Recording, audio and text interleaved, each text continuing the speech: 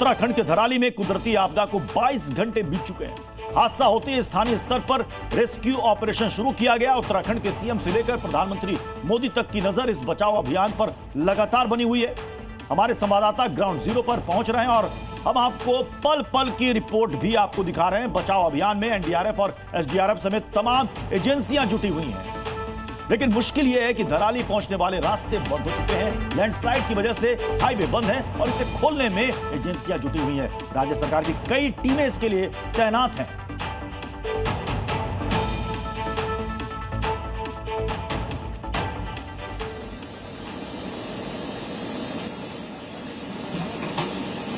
ये देखिए रास्ते को कैसे क्लियर किया जा रहा है। आसपास आप चट्टाने देख सकते हैं, जो रास्ते ब्लॉक हो चुके हैं, अवरुद्ध हो चुके हैं मार्ग। ये भटवाड़ी में जो सड़क धंसी उसकी तस्वीर, क्या हालत हो गई सड़क। भागीरथी में बह गई है पूरी की पूरी सड़क, मलबा हटाने का काम चल रहा है। पूरी रोड धंस चुकी है और इस वक्त जहां पर मैं हूं, यहां देखिए, यहां भी वही हाल है।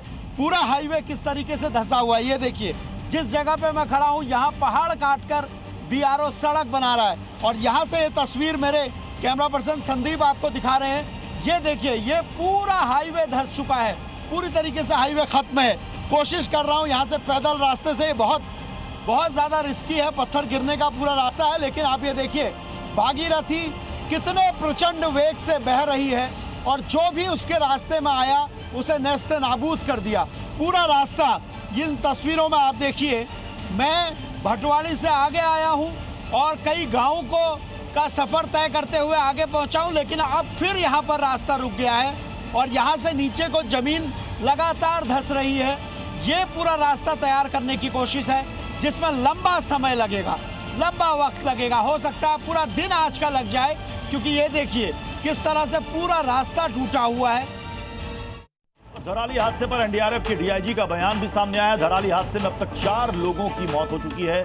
मोहसिन शाहिदी उनका बयान है। हर्षिल में करीब 11 जवान अभी भी लापता हैं, ये डीआईजी कह रहे हैं। एनडीआरएफ की 3 टीमों को रवाना कर दिया गया। हादसे में 50 से ज्यादा लोग अभी भी लापता हैं। सर, क्या अपडेट है अभी तक, क्या जानकारी मिल रही है, कितनी तेजी से रेस्क्यू ऑपरेशन चल रहा है?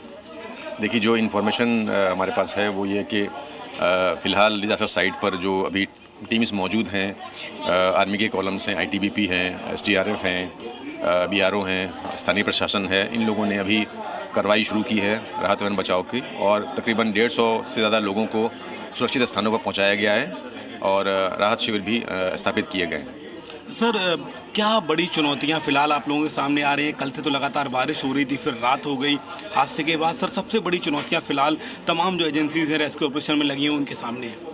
जी बिल्कुल, एक तो जो मूवमेंट हमारा हो रहा है उसमें रोड्स पर लैंडस्लाइड्स की वजह से रोड ब्लॉक्स है, तो मूवमेंट हमारा स्लो है।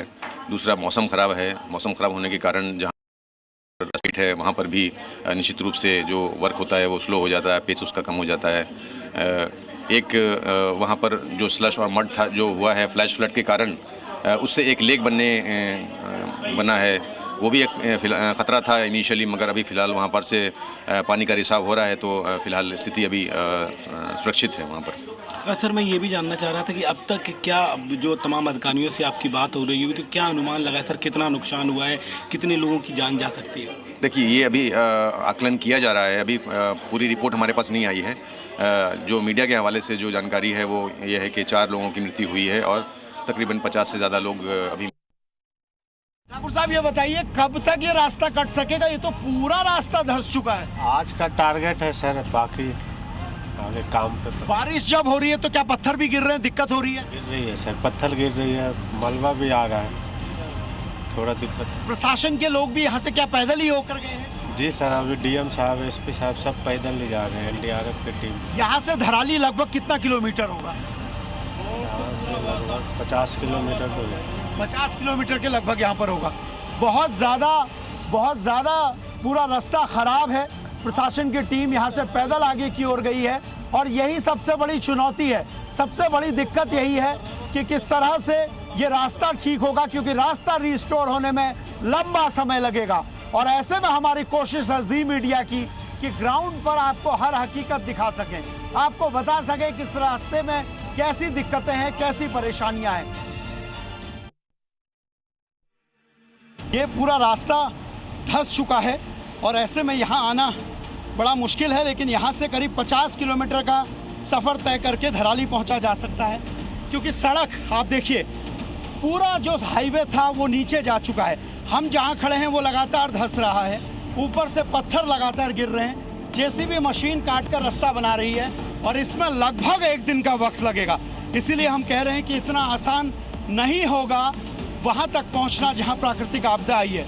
इसीलिए प्रशासन की टीमें यहाँ से पैदल गई है। आप देखिए नदी का बहाव क्या रहा होगा। नदी आपको आज भागीरथी वहाँ दिख रही है, नदी का कटान यहाँ तक हुआ है। इसका मतलब ये है कि नदी ने नीचे से काफ़ी हिस्से को काट डाला है और ये पूरी सड़क इस तरह से धंसी है। पूरा जो धराली का हाईवे है उसमें जगह जगह इस तरह की तस्वीरें हैं। ये आप देखिए, ये बड़ी दरारें आपको नजर आ रही हैं रोड में, ऐसी बड़ी दरारें, और ये पूरा हाईवे नीचे की ओर जा रहा है, धंस रहा है। जी मीडिया आपको पूरे हाईवे से लेकर कितना क्षेत्र इससे प्रभावित हुआ है वो सारा क्षेत्र दिखा रहा है।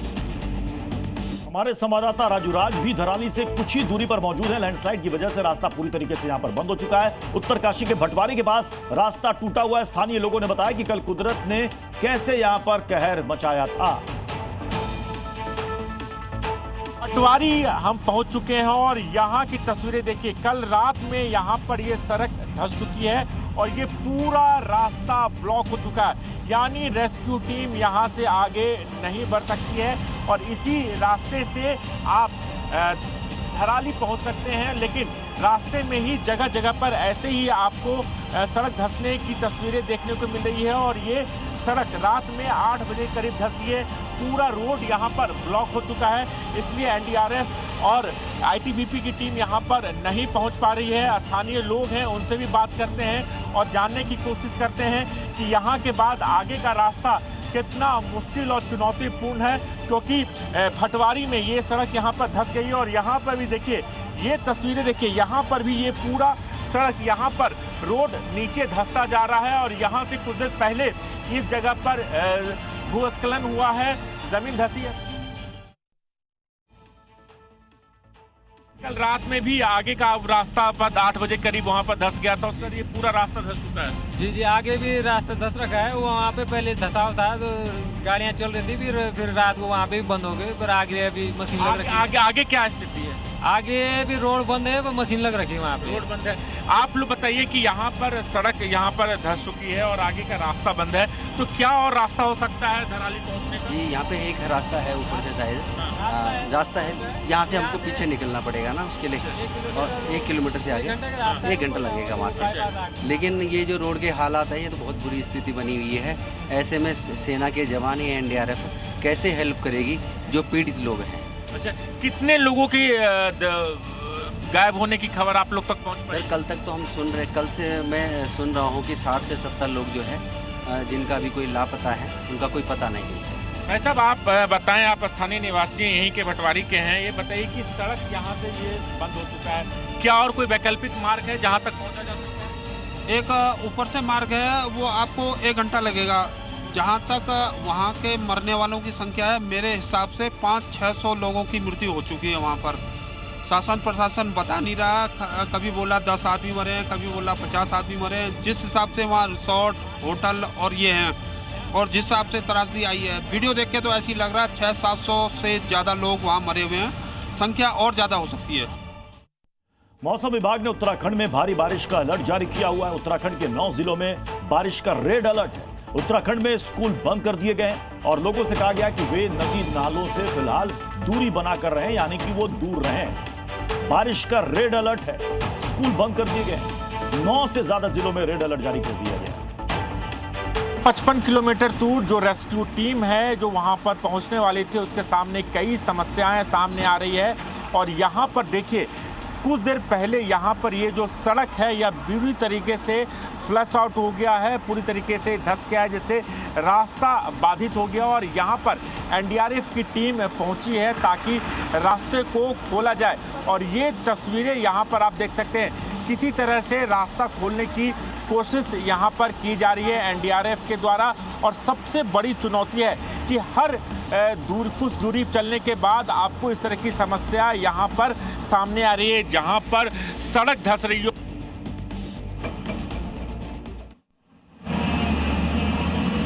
तस्वीर हम आपको दिखा रहे हैं। सवाल यहां पर यह है कि आखिर कैसे वहां पर रेस्क्यू ऑपरेशन में और तेजी लाई जाए, क्योंकि वहां तक पहुंचने का जो मार्ग है वो पूरी तरीके से अवरुद्ध हो चुका है। मलबे में कई लोगों के फंसे होने की आशंका जाहिर की जा रही है। एनडीआरएफ, आईटीबीपी की कई टीम रेस्क्यू में जुटी हुई है। धराली में वरिष्ठ पुलिस अधिकारी भी तैनात किए गए हैं। वक्त धराली के हाईवे में हम भटवाड़ी से आगे हैं और यहाँ पर आप देखिए एनडीआरएफ की तमाम टीमें पहुंची हैं। जगह जगह से एनडीआरएफ, एसडीआरएफ, आईटीबीपी, भारतीय सेना की टीमें धराली के ऑपरेशन में लगाई गई हैं। लेकिन सबसे बड़ी दिक्कत यह है कि हाईवे कई जगह पर धंसा हुआ है। भटवाड़ी से पहले भी यही स्थिति है, उसके बाद जो और रास्ते हैं वहाँ से प्रशासन की और जो रिलीफ फोर्सेस हैं उनकी टीमें पहुँची हैं, लेकिन अभी फिर आगे रास्ता बंद है और इसी तरीके से 3 से 4 जगह रास्ता बंद है। तो टीम यहाँ फिलहाल खड़ी हैं और इसके बाद ये कोशिश की जाएगी कि आगे कैसे बढ़ा जाए। ये भी लगातार कल से, क्योंकि एयर सपोर्ट की बात चल रही है, कल भी 2 MI-17 एक चिनूक की बात थी। इसके अलावा प्राइवेट चॉपर को लेकर भी एक योजना बनाई गई। मौसम, क्योंकि अभी बारिश नहीं है, अगर मौसम खुला रहेगा, वेदर कंडीशन बेहतर होंगी, तो शायद उसके बाद हेलीकॉप्टर के जरिए तमाम जो रिलीफ टीमें हैं वो आगे पहुंच सकेंगी, क्योंकि बड़ा रेस्क्यू, लंबा रेस्क्यू हो सकता है।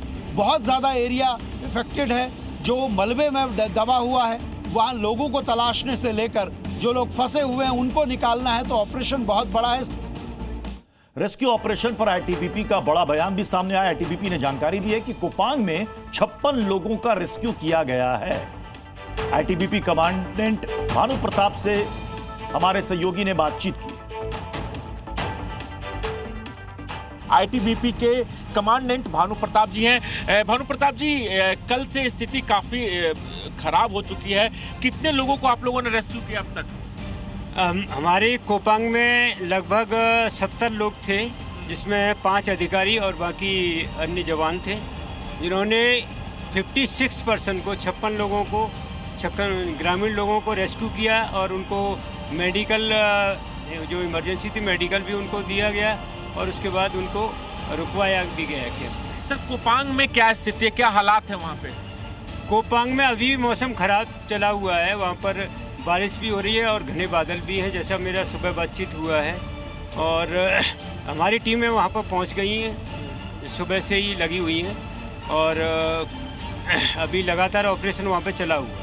सर, कितने लोग लापता हैं, कुछ जानकारी मिल पाई आप लोगों को? क्योंकि जिस तरीके से धराली में घटना घटी है, बादल फटा है, कई गांव बह गए, कितने लोग लापता और कितने लोग सर की मौत हो पाई? इस त्रासदी में तकरीबन 40 से 45 लोगों के अभी मिसिंग होने का पता चल रहा है। टिहरी जिले में भी लगातार बारिश हो रही है, जिसकी वजह से जनजीवन वहां पर प्रभावित हो गया है। नई टिहरी, जाखनीधार, प्रतापनगर और घनसाली में बारिश लगातार हो रही है। बारिश के चलते ऋषिकेश गंगोत्री हाईवे नरेंद्र नगर के पास बंद चल रहा है और 6 ग्रामीण सड़कें भी जिले की बंद हैं। जिला आपदा प्रबंधन कंट्रोल रूम से जिले की मॉनिटरिंग चल रही है और नदियों के जलस्तर पर भी नजर रखी जा रही है। मौसम में बदलाव का असर टिहरी जिले में भी देखने को मिल रहा है। नई टिहरी, जाखनीधार, प्रतापनगर, घनसाली में लगातार बारिश का सिलसिला जारी है, जिसके चलते कई मोटर मार्ग बंद चल रहे हैं। बात की जाए ऋषिकेश गंगोत्री हाईवे, तो प्लाज्मा के पास बंद चल रहा है, हालांकि मशीनों द्वारा उसे खोलने का प्रयास किया जा रहा है। वहीं जिला आपदा प्रबंधन कंट्रोल रूम से पूरे जिले की मॉनिटरिंग की जा रही है।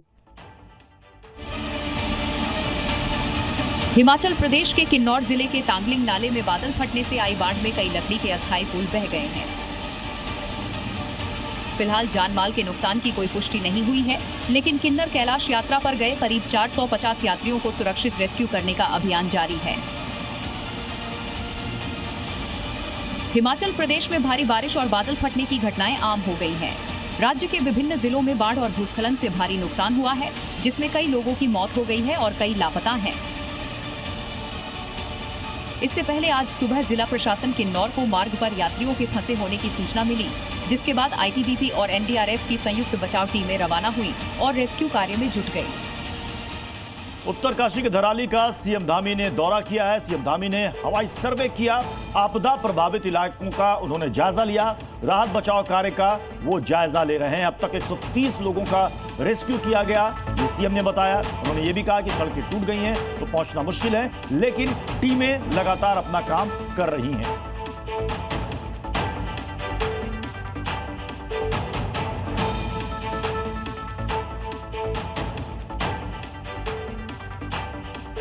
दो तस्वीरें भी हम आपको दिखाते हैं।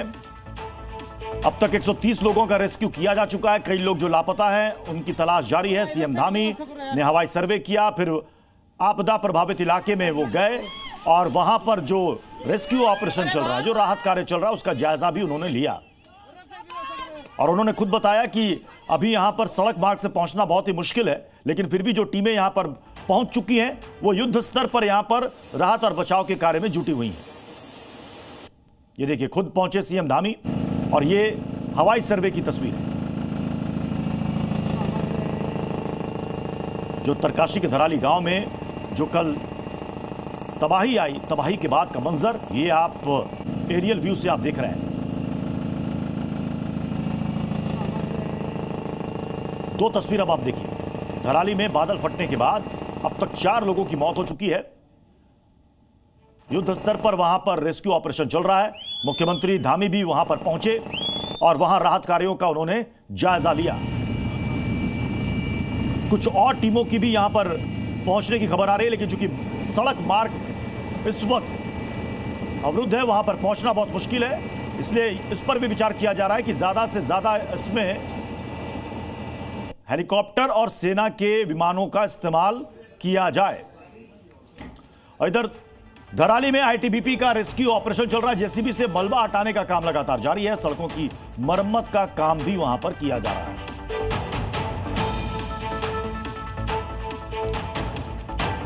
तो इस समय सबसे बड़ी चुनौती यह है कि जो सड़क मार्ग है उसको जल्दी से जल्दी दुरुस्त किया जाए, ताकि ज्यादा से ज्यादा संख्या में जो टीमें हैं वो वहां पर पहुंच पाए। तो सामने घर दिख रहा है, उससे पहले तक ये वो तस्वीर है धराली की, नई तस्वीर, जहां पर आप देखिए नीचे सिर्फ आपको मलबा ही मलबा नजर आ रहा है और वहां तक पहुंचने का जो मार्ग है, जो सड़क है, वो बीच में कट चुकी है, टूट चुकी है। कई जगह बड़े बड़े पत्थर हैं, चट्टान है, जिनको हटाने का काम चल रहा है। कई टीमें रास्ते पर हैं, वहां तक पहुंच नहीं पा रही हैं। कोई 20 किलोमीटर दूर फंसा हुआ है, कोई 30 किलोमीटर दूर फंसा हुआ है। और जैसा कि हमारे संवाददाता ने ग्राउंड जीरो से बताया कि पूरा एक दिन लग जाएगा सड़क काट कर बनाने में। Zee News.